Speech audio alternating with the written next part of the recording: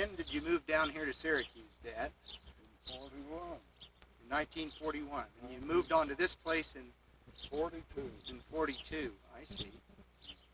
And you were working at the arsenal at that time, right? Or Navy base? Working at the arsenal. Working at the arsenal at that time, I see. And then after you worked at the arsenal, you went to Hillfield. Went to Hillfield, I see. Then I went from Hillfield to the Navy base. I see. And then back to Hillfield, didn't you? After I went to the Navy, and then it shut down, and I went to get custodian. Oh, that's right. You were a custodian at the Clearfield Junior High, right? High school, no, junior. Oh, that's right. Okay. The high school, Clearfield High School. Now, your principal was what, Joe Cook?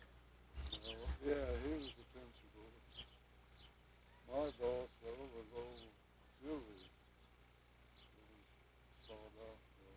Oh, I see. He was our custodian boss. Oh, yeah. Well, now, Mom went to work with you about the same time, or did she come after? A year or two after. I see. The chicken coop here, Dad. Say 45. 1945, I see. I don't know whether that'd be right, but that's pretty close. Oh, yeah. I remember Clyde Hansen brought some cement and blocks for it, as I remember.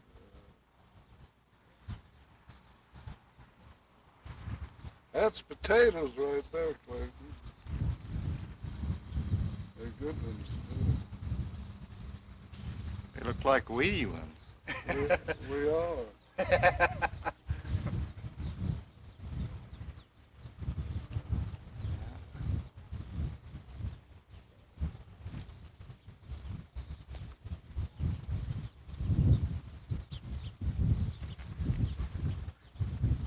When we first came here, there was an old hay barn right over here. Well, there was an old dilapidated pig pen things here, and I tore it out. Oh, was there an old pig pen right here? Oh, I see. And then later on, you built some sheds for your sheep, didn't you? Well, that's all tore down. Yeah, I know, but after that way, you built some for your sheep. A long time. Yeah.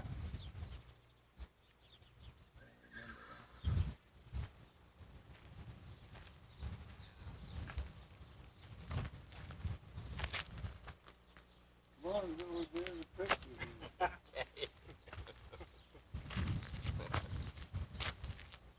this edition here was the last one that was put on. Well, Bird can tell you more about this home than us. We had it remodeled. Remember when Mark Beezer had his place remodeled, Clayton? And so Johnson, I think it was, remodeled that, and this here had them going the same time. You were just finishing up remodeling when I got home from my mission in '52. Yeah. So that was when you had the first remodeling job, and then this addition right over here, Burton added on. Oh, what? Yeah, on twice. That's right. See where the shingle line is.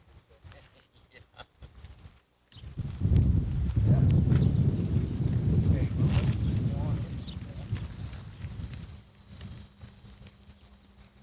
Water on them. I can't help it. They've got a ditch comes down there, and they don't take as much water as an old fellow naturally thinks they do. Whenever you're right now. Okay, what are some of the things you recall about your early childhood, Dad? Some of the things of your early childhood. Yeah, about your life history we're trying to get here. Well, it was when I used to help my mother walk down from up the creek to Uncle Jim Smith's and visits when I was only about 4 years old. you were born in Woodruff. Born in Woodruff.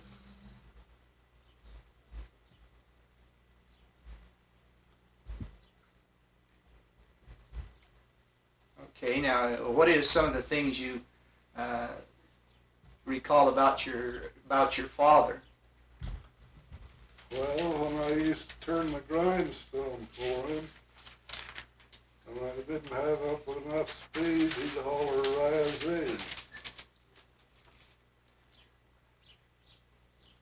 Now, would you tell us about herding cattle out in Harris Holler? Yes, we used to take people's cattle every day. A friend of mine, Edwin Cornea, we'd take people's cows with our own out there and herd them all day long and then bring them in night. And that was out in Harris Holler where there's big meadows and springs. You want me to continue? Yeah, continue. And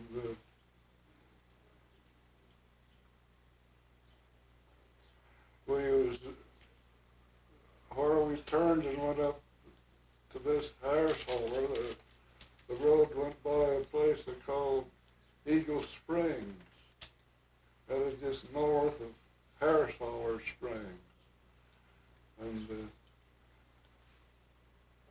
take out there years ago, if there's any chance at all of them making a reservoir, anything to store water, well, they did, and they had this place with a head gate in it to store water, and they didn't use it anymore. And these cottontails, they were just a good place for them to run in and hide. And Edwin and I, we'd smoke them out, catch them and smoke them out, and eat them too. They were good eating. And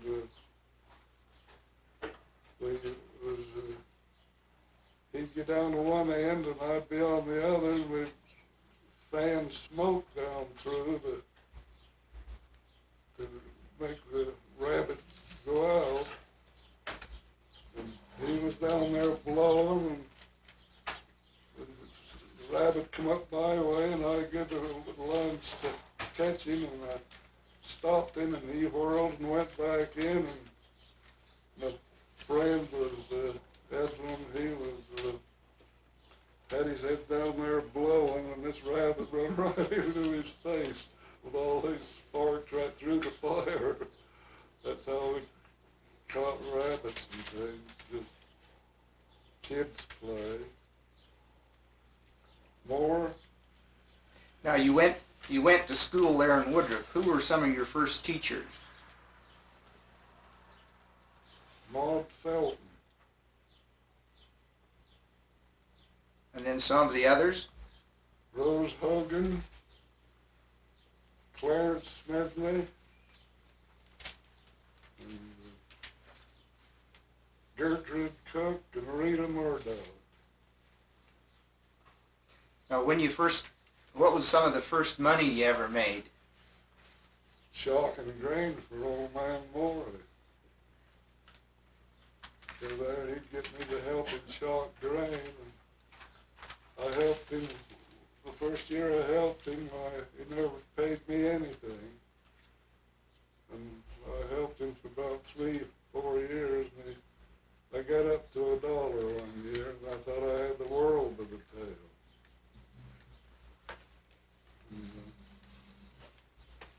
Now, when did you go to work for Chapman's Ranch? Let's see, I gotta think of it. Well, you were around, what, 14? Yeah, I went out there and helped Christ when I was 14.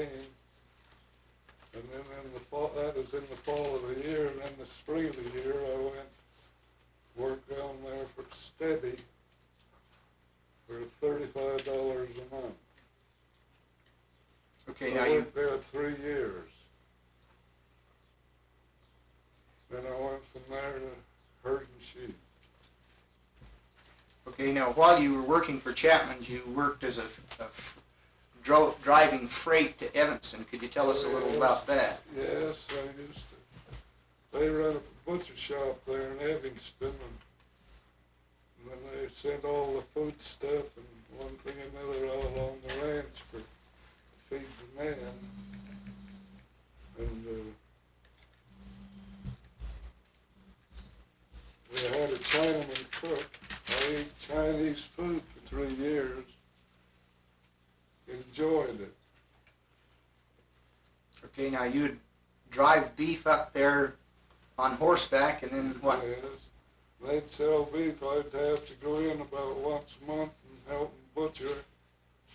They had the contract up to the Thai camp in the Uinta Mountains.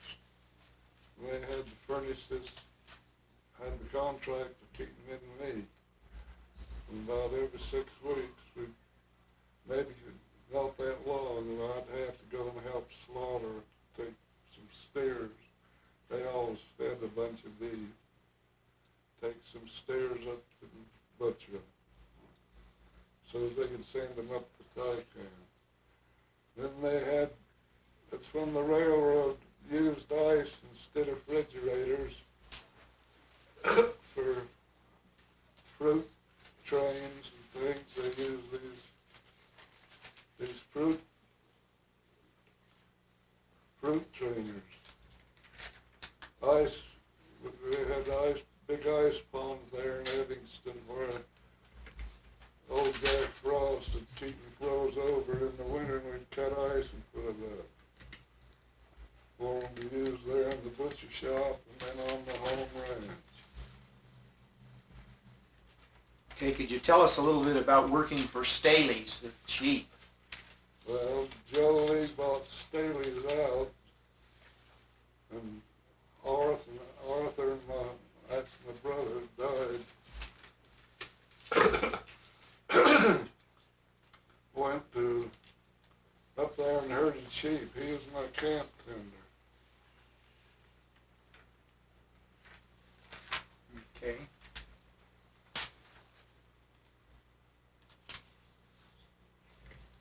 Okay, could you tell us about breaking broncs for the Deseret livestock?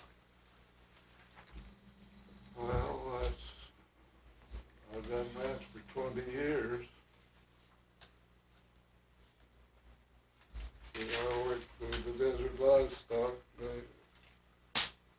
breaking broncs. Well, Right also, out the Skull Valley, out west of Grantsville. I don't guess you might know where Skull Valley is. And I brought broncs and fed cattle and everything there was to do out there that winter up in Skull Valley. That was around about 1921, I believe.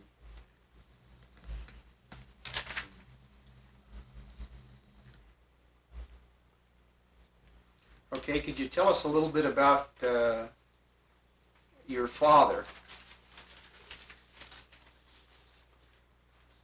Well, I had a good father, hard-working man.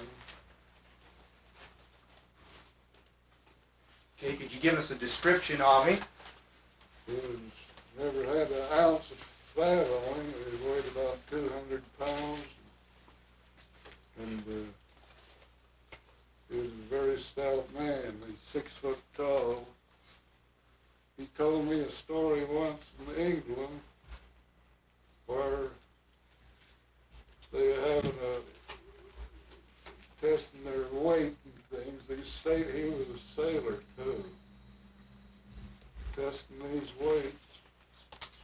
And he lifted 600 pounds. He just started off to walk with it on his shoulder. The floor fell through with it. So that's as much as he got. He said you could drive a 4-horse team and a hay rack through the ribs of a whale that was fixed in as a bridge. I guess that still probably sits there in the old country.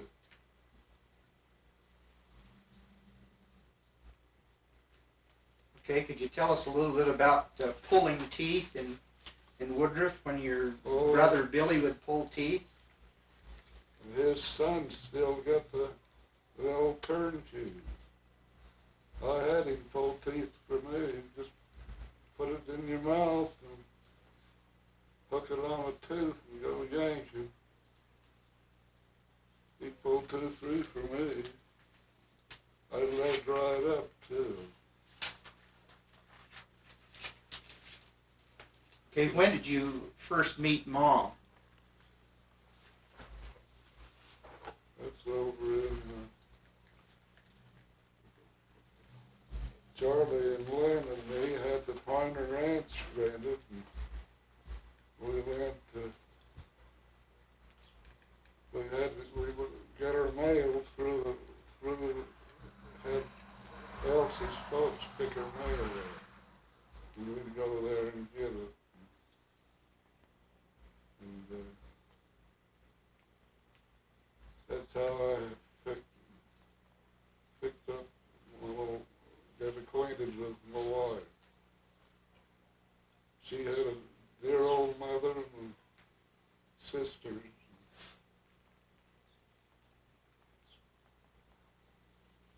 Okay, now you tell about the time that you had your appendix out back in 1921 at the D Hospital. Could you tell us a little bit about that? Well, we went on this here starting of that. While I had an appendix out, I went down to the old D Hospital, and they put me there. I had them out, and it takes me a while to think of it. But anyhow,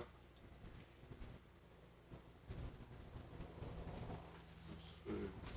Well, after you got out of the hospital, you came down with smallpox, right? Yeah, well, I was a little story ahead of that. We were there in the hospital, and I was in, I forget if it was eight or 9 bunks in one room there, in the big room, when I had my appendix out. The old man lay there, grunting and groaning, and he claimed he couldn't get enough, or he wouldn't eat. I was hungry and wasn't supposed to be eating, but I was hungry, and I'd clean up my platter and then his too. And then when we come out of the hospital, I stayed with my sisters overnight up Lost Creek and then went to Woodruff. But in the meantime, before I went to the hospital, they had a food drive. It was when the war was on, and had a food drive, and that people donate certain stuff to it, and then they'd auction it off.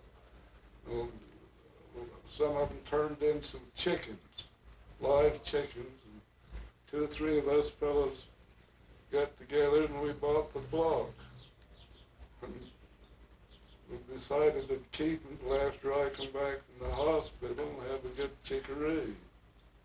And when we come back from the hospital, we butchered them and took them down to my brother's. He was feeding a bunch of cattle between Woodruff and Randolph. And we got him to,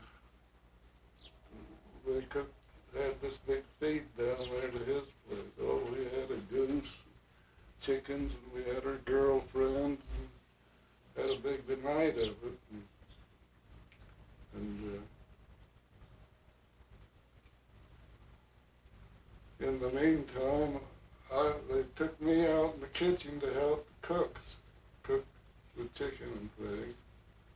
I was the flunky. And there's 2 or 3 of the chickens we didn't get dropped. Their intestines out. So I was out there helping clean them, and I threw them outside after I'd cleaned them, the intestines, and so decided to play a little prank on them. I took and went out there and got those entrails and put them in heads up some nice lettuce leaves, cabbage leaves, and chopped some up and put those chicken entrails down in the side of it. And put it in a big bowl and set it on the table. And I had whipped cream on it. They all looked like they had hydrophobia. Whipped cream on their face. So some of them, they cleaned that right up. They were putting there to old Dodge Carney. That's the fellow up there. He's dead now. But he took on this big feed. And nobody, they just eat, and they all went back to their second helping. When he asked, he says, for his, he took it and he says, oh, wait a minute. Hell, he says, I've struck blood. And they had them all about ready to shoot me. So that was the history of when I had my appendix out.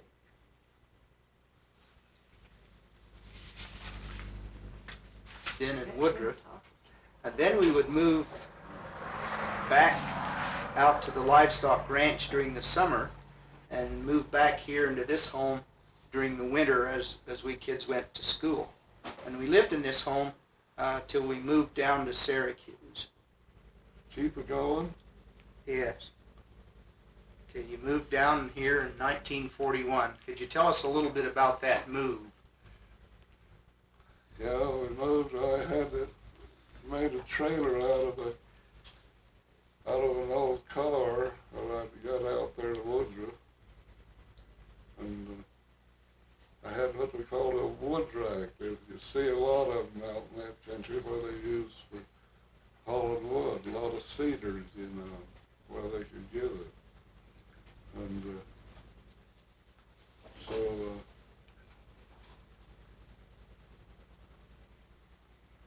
I put this old wood rack on, fixed it so they could load my stuff on it. I had furniture, everything we had on it. I didn't have that cow though. I took that cow down another trip. Uncle Arthur took his truck and hauled that cow down. Oh. That's when she got dizzy. We loaded her in backwards. And she got dizzy and we had to stop and reload her. That's the fact. I didn't think a cow would get crazy, but a lot of people can't ride in a car or sitting backwards in the car. Now, Mom, could you tell us about the chickens that were on the car? Did you hear that? Yes, they had crazy chickens. I don't know how many, just a few. And one or two of them laid eggs while we were on our way down, and the eggs slid down through the windshield, front of the windshield, broken.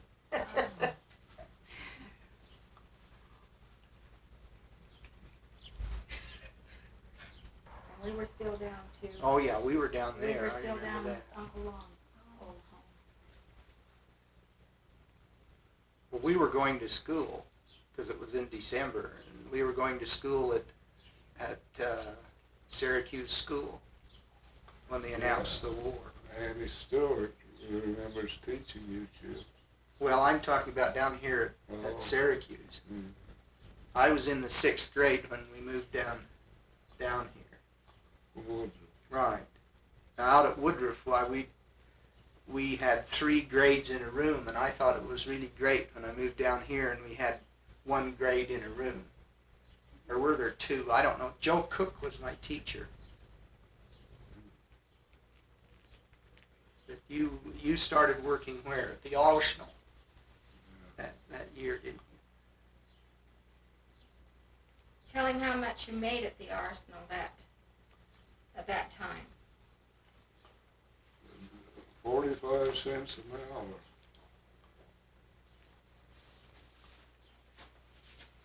That's where the war broke out.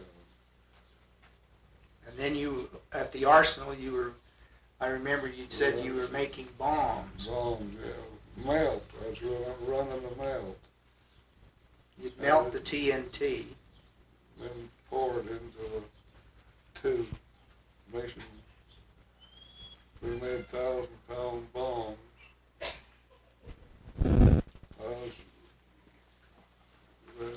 They had the nitrate and the TNT in different stacks. Didn't dare put them together, fear they might blow up. And I was trucking them over there, piling them up in different piles where they belong. And they had compressed air compressors. And I just got even with one of them pressers, and the damned end blew off, and one of them compressors, I just slit the soles on the shoes. I thought I'd blow the smother. Yeah. Okay, now from the arsenal you went to work where? Hill Field. To Hill Field, I see. And then from Hill Field you went to the Navy base? I see. Now, what do you remember about working at the Navy base? I know Mom worked there. What did you do at the Navy base, Mom? She Drove a Clark lift. forklift operator.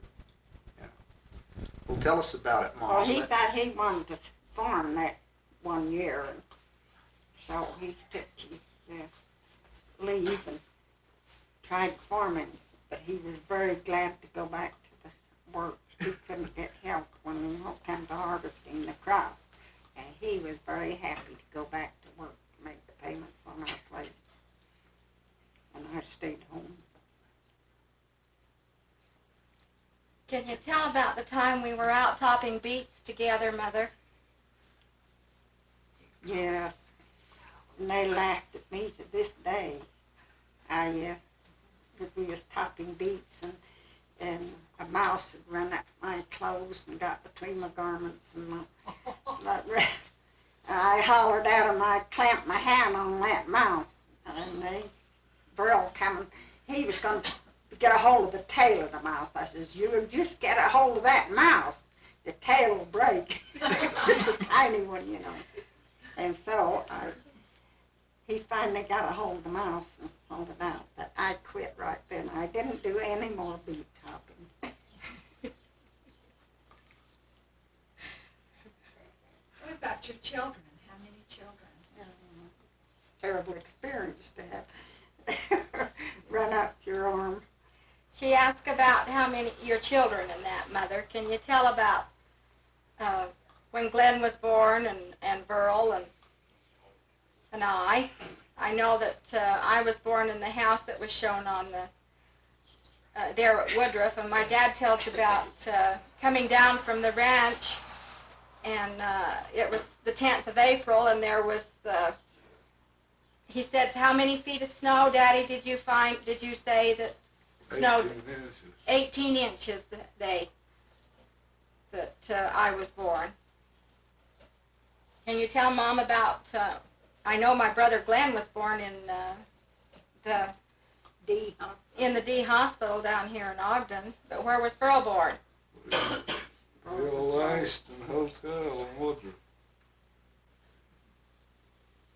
In a hotel? Born Well, in it's the old just an Ashton old log Hotel home. in Woodruff. That's what that was, the old, Well, old Ashton it was, Hotel. we were just born in our house we lived in at Woodruff. That was the old hotel. This will make things right. Might have been at one time. It wasn't when I lived in it.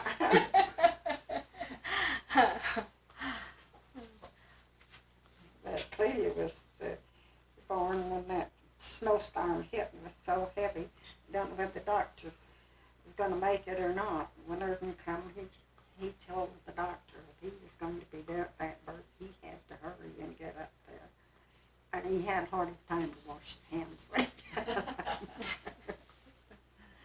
We waited so long on him.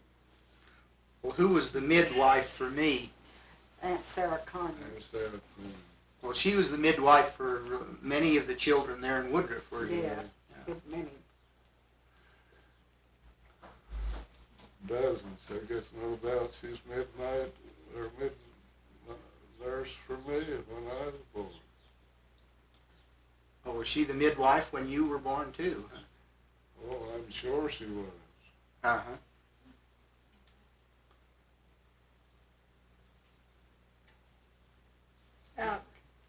Tell about one of the highlights of my life. I can remember living down to Uncle Lon's place was when Daddy had killed those skunks out in the field. Grandpa, can you tell us about that?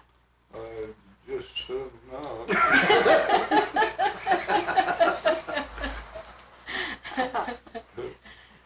Well, he got sprayed, and then he came towards the house, and we could smell him when he was half a mile away.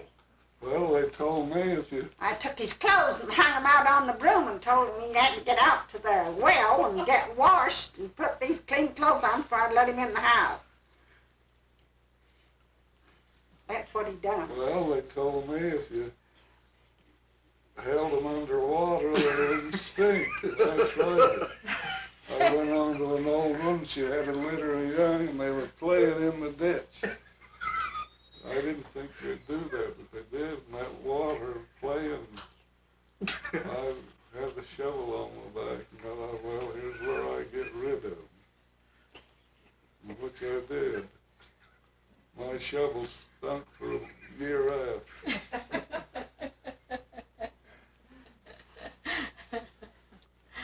Tell about the old car the first car you bought, Daddy. Well, nothing to it, only just brand new Chevrolet.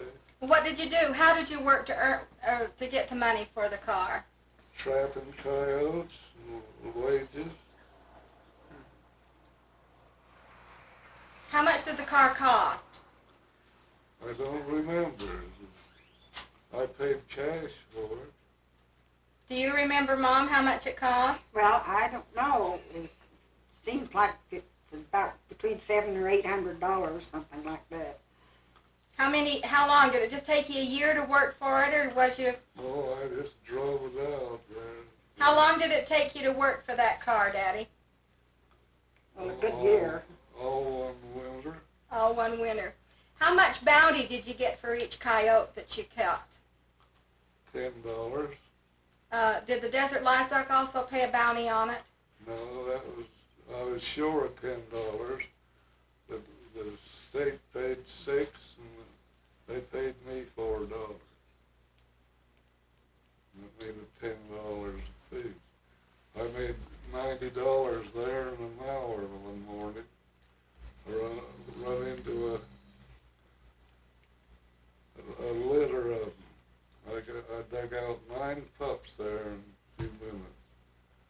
Beat their brains out with a shovel.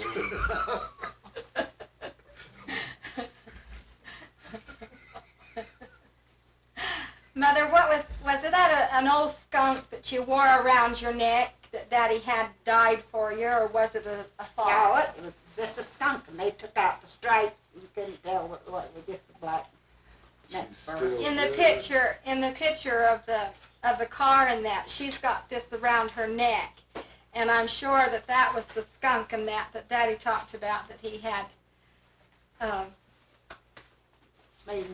made into a stole or a neck scarf around her neck. I still got it hanging in my phone. Did that?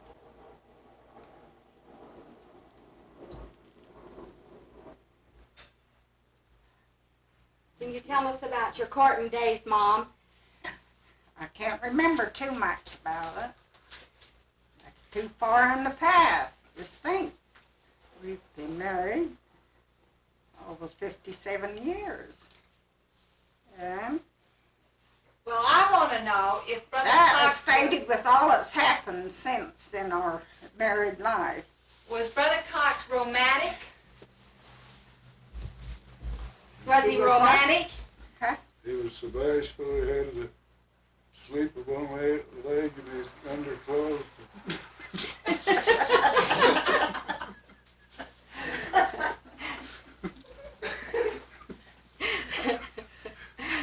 All right.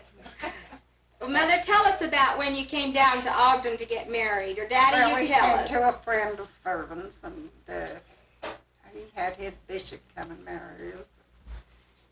And we left within a day or two afterward. We settled on Piner Ranch. And we had 4 children, and lost one as an infant, and then Glenn when he was about 55. But we've had a happy time, and especially have we enjoyed being at Syracuse and all the friends that we've made. And we're still happy about all and think we've been blessed with all the friends and the bishoprics that we've had in our church. Okay, I can remember some of the first things that my Dad and I would do would go deer hunting up to my uncle's ranch up Lost Creek. I remember that I'd ride on the back. I was quite small, and before I was ever old enough to hunt, I would ride on the back of the horse. And I can remember my father would get off to shoot at the deer, and I would always say, "Oh, why can't you hit them?" When I got to hunting, I found out that it wasn't as easy to hit them as to look at them and see someone else shoot at them. But now, how long did we hunt there, Dad, on at Lost Creek? Oh, we ended up with 3 or 4 different falls. I remember I used to ride the horses from here, and I'd go up the day ahead of the deer hunt, and I'd ride up as far as Croydon, and it took me all day. I think it's about 40 miles to ride there, and I'd ride it in one day, and then we'd go deer hunting the next day.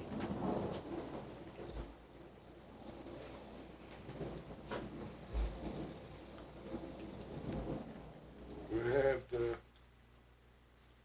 bunch of pigs, and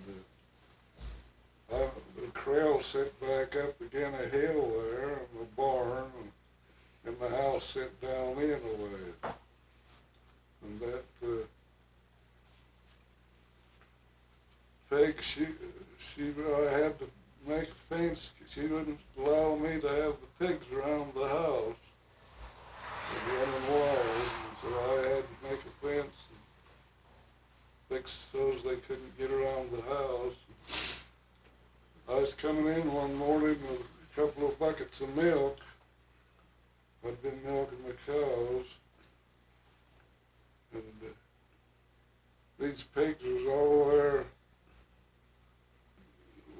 drinking the milk, and they heard the screen door open up there to the house. She'd scalded them so many times that they run between my legs and tipped me over in the milk, and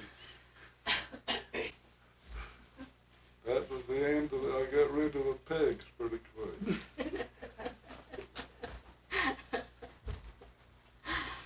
Oh, I can remember my dad the most plain, I believe, is when he was mother and him were missionaries that was doing the war, and they used to go up to the Anchorage proselyting, and they met quite a few families up in that area. And I can remember my chore at home was I always had the chickens, and I'd always gather the eggs, and he'd always see that I got the money from the eggs, but he'd always take them up to his special families up here to the Navy Bay, or up to the old Anchorage, and sell the eggs there. And I can also remember one of the choice experiences that I had was Daddy was always shoeing horses. I don't remember him really being very much at home, because he'd come home and he'd always go off in a few hours after his supper and that, and do his shoeing of his horses. But I remember wanting a sweater one time, and my dad and that really didn't have it was a Jansen sweater, and in that day, they were very expensive, which they are now, and I can remember my dad giving me that hard-earned horseshoeing money to go up there and buy me a sweater, and it's a green sweater, and I still have it to this day. But none of the other choice experiences I have, and I think the only time that I ever remember going any vacation with my dad is when we went back to New York to see my brother, or to get my brother when he came off of his mission. I can remember R.C. Willie saying to my dad that he really missed the experience of his life if he didn't go and back there and pick that boy up. So we flew back. Couple of 3 hicks or 4 of us and that. It was just my brother Glenn stayed home here to milk the cows and take care of them. It was the first time any of us had ever been on a plane, and so we flew back to New York, and we got in there, and I remember when we got there, the taxi driver asking us where we wanted to go spend the night, and I remember my mother kind of qualmingly saying, we want a reasonable hotel to stay in. And I don't remember whether it was reasonable, whether she said a cheap hotel, but I think it was reasonable, but it had to be clean and it had to be decent. So we stayed in I can't remember the hotel, Mother. Do you remember the hotel we stayed in? Daddy, do you remember the hotel? No, I don't. But anyway, when we got there, we called the missionaries, and I remember that's the first time we'd ever been on a subway, and we went clear across New York, clear over to the docks. To Hoboken. It was at Hoboken, and we went clear over to the docks there at Hoboken, and we were standing by my brother's luggage, and he knew we weren't coming, but he didn't think we were coming. Anyway, we met him right there at those docks, and by his suitcases, and I never will forget Mother when she's seen him. Mother, can you explain what he looked like when you seen him? He had on his overcoat, and it was kind of chilly around that time. And as he walked, it flapped open, and the lining was all ragged. And when they were on their mission, they couldn't buy clothes over there, didn't want to. It was right after the war, so it was quite an experience to fill a mission at that time. I can remember too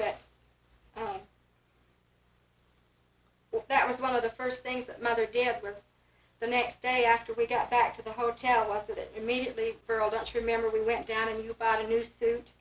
Yeah. Not wear that overcoat. And it wasn't, I was given orders not to wear that overcoat. Not to wear it. And then I want to tell how much we appreciated Mom and Dad when we were building our house. There wasn't a weekend or there wasn't a time that we didn't call them, and they were right there to help us build that house. And there was as many nails pounded by Daddy and Mom as we pounded ourselves.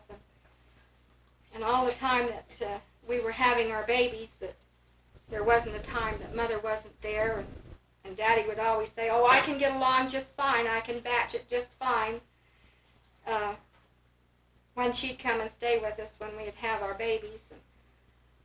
And she'd stay with us, and then she'd come home, do her work here, and then go back up there and help take care of us. And it's to this day, there isn't a time or a knot that they're not there when they know there's more work up there, and they always come up there and help us and really appreciate it. And they've been so good to the kids and the great-grandkids that they've been with us, and we're really grateful for it and the blessings and that we've had with them in our home. I don't believe that there's been very many Christmases that they haven't spent with us, and Grandma created a tradition, and she always said that we always feel like that the kids and that put in their orders before Christmas of what kind of pajamas or nightgowns they want, because Grandma's always made them brand new nightgowns to wear that night and brand new pajamas. And so this is a tradition at our house that Grandma and Grandpa get when they come up, that the kids always open their presents on Christmas Eve. so that they know when Grandma and Grandpa are, they would know what Grandma and Grandpa gave them. So this is a tradition now. I remember one year when they went down to California to Glenn and Wanda's, and the kids came out to the house on Christmas Eve, and that was immediately one of the things that they said, that it was tradition now that they opened Grandma and Grandpa's Christmas presents on Christmas Eve. So Grandma, with her touch in sewing and her love of giving, I don't know how many quilts all the kids have accumulated. It'd be hard to account for because she's made them so many quilts that I do quilt, but I don't believe that I'll ever be able to catch up with Mom because she's done so many of them, and even the great-grandchildren each will have a quilt that are here now will have a memory of her because of the quilting and that she's done for them. They were in high school, Earl and Glenn and Clelia. She was in, of course, school, but wasn't in high school. And, well, I guess she was in high school when those boys were taken. And the lower picture is her and Burton when they were engaged before they were married. And then the picture on the side is taken recently, this last year. And these others are grandchildren and great-grandchildren. 12 grandchildren and 10 great-grandchildren.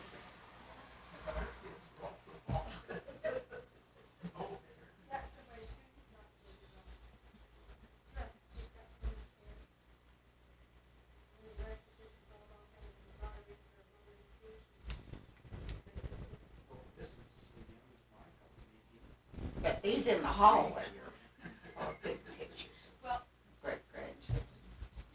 Just tell them that that's your, when they were younger, that you haven't got any recent pictures of them. Jonathan, my next son Michael, and then my oldest daughter Shauna, and then my youngest daughter Chris. And this is our grandchild. This is Jonathan's first baby. She's about 4.5 months old now. This is one of the stories in that my brother Glenn wrote about his dad, and he also pays a tribute to him. Dad was gazing quietly at an audience. We told him, my father continues, it was chicken croquettes. They slicked them up, near plates and all, in nothing flat. Then they told us what good cooks we were. And then we told them what the stuff really was. Those girls never did speak to us again. This story never failed. Never mind that occasional child, possibly grandchild, had to be taken aside and be given an explanation of that mountain oysters were really some animals' unusual calf testicles. My dad loves the outdoors, and he loves to hunt deer. He enjoys fishing. There was never a fishing trip enjoyed by me with anyone that was not equaled by a similar excursion taken with him.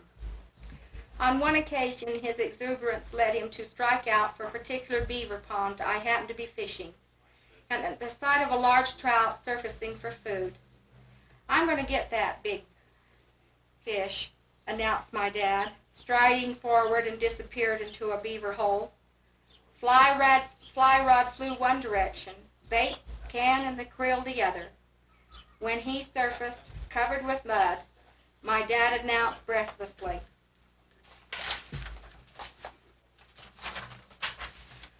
"Those dirty beavers," and then a wonderful thing happened. My father began to laugh at himself. My father is a serious man. My father is a serious man, a hard-working man. He is very serious about religion. Dad loves his family. His wisdom is homespun goodness he chooses to spread to all around. And he is just as much at home with a stranger on a strange California street at 7 in the morning as he is with someone he knows at 5 in the afternoon in Syracuse or Woodruff. 15 minutes after meeting him, it is quite likely that you'll hear one of his favorite yarns, and the tale may well be a story told on himself, an anecdote he is compelled to relate, that he too might laugh along with his captive audience.